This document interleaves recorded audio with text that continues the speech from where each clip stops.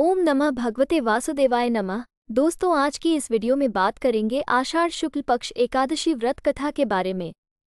दोस्तों, एकादशी 17 जुलाई 2024 को है। जो व्रत करते उनको कथा अवश्य सुननी चाहिए, और जो लोग व्रत नहीं करते वो भी कथा जरूर सुने। तो वीडियो में अंत तक बने रहना हमारे साथ, ताकि आप पूरी जानकारी ले सके। तो चलो करते हैं वीडियो शुरू। देवशयनी एकादशी व्रत कथा। धर्मराज युधिष्ठिर ने कहा, हे केशव, आषाढ़ शुक्ल एकादशी का क्या नाम है? इस व्रत के करने की विधि क्या है और किस देवता का पूजन किया जाता है? श्री कृष्ण कहने लगे कि हे युधिष्ठिर, जिस कथा को ब्रह्मा जी ने नारद जी से कहा था वही मैं तुमसे कहता हूँ। एक बार देवऋषि नारद जी ने ब्रह्मा जी से इस एकादशी के विषय में जानने की उत्सुकता प्रकट की। तब ब्रह्मा जी ने उन्हें बताया, सतयुग में मांधाता नामक एक चक्रवर्ती सम्राट राज्य करते थे।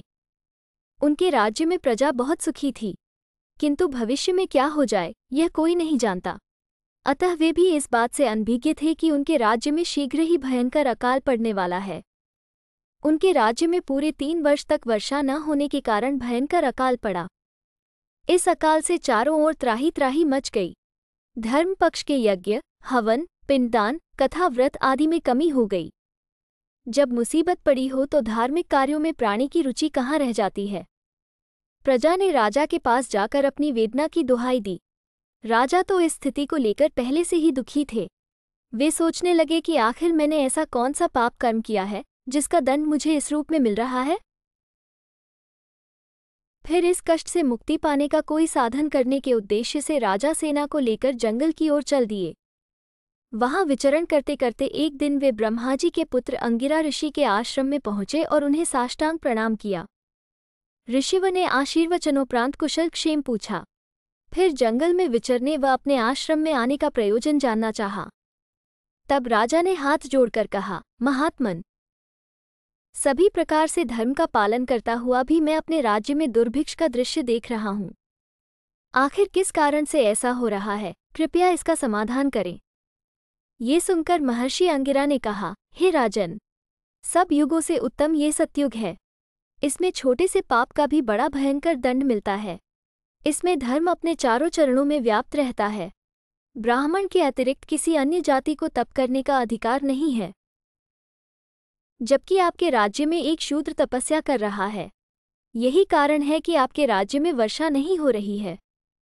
जब तक वह काल को प्राप्त नहीं होगा तब तक ये दुर्भिक्ष शांत नहीं होगा। दुर्भिक्ष की शांति उसे मारने से ही संभव है। किंतु राजा का हृदय एक निरपराध शूद्र तपस्वी का शमन करने को तैयार नहीं हुआ। उन्होंने कहा, हे देव, मैं उस निरपराध को मार दूं, ये बात मेरा मन स्वीकार नहीं कर रहा है। कृपा करके आप कोई और उपाय बताएं। महर्षि अंगिरा ने बताया, आषाढ़ माह के शुक्ल पक्ष की एकादशी का व्रत करें। इस व्रत के प्रभाव से अवश्य ही वर्षा होगी। राजा अपने राज्य की राजधानी लौट आए और चारों वर्णों सहित पद्मा एकादशी का विधिपूर्वक व्रत किया। व्रत के प्रभाव से उनके राज्य में मूसलधार वर्षा हुई और पूरा राज्य धन धान्य से परिपूर्ण हो गया। ब्रह्म वैवर्त पुराण में देवशयनी एकादशी के विशेष महात्म्य का वर्णन किया गया है।